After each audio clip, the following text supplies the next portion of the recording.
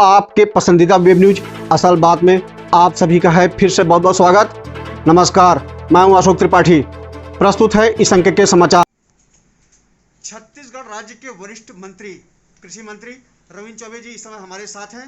राज्य में धान की खरीदी कब से शुरू होगी, किसान न्याय योजना का पूरा पैसा कब तक किसानों को मिल जाएगा, इस बारे में हम उनसे बातचीत कर रहे हैं।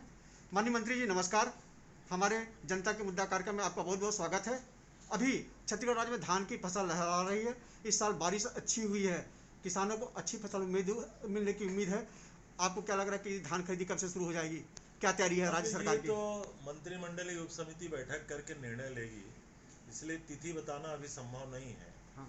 लेकिन छत्तीसगढ़ में बम्पर उत्पादन होने का है धान इस बार, और छत्तीसगढ़ के किसानों ने खूब मेहनत किया है। आसमान ने भी हमको बारिश के रूप में बहुत अच्छा समय दिया है।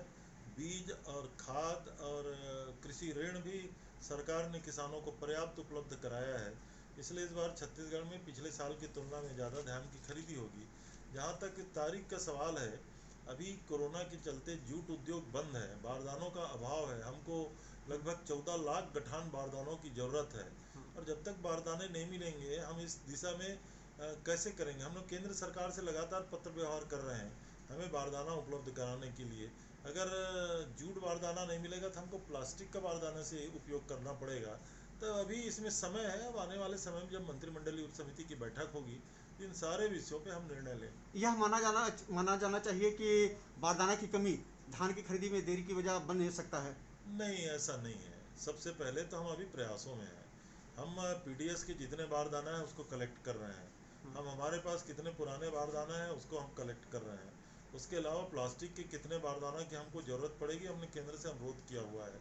हमारे प्रयास हैं, इसलिए हम अपने किसानों का धान खरीदेंगे, उसमें देर करने का कोई सवाल नहीं। पिछले कई वर्षों से छत्तीसगढ़ राज्य में धान की खरीदी नवंबर महीने के पहले दूसरे सप्ताह से शुरू हो जाती थी। इस साल देरी हो रही है, तो इससे नहीं लगता कि किसानों में नाराजगी बढ़ेगी, किसान नाराज होंगे, उनमें आक्रोश बढ़ेगा?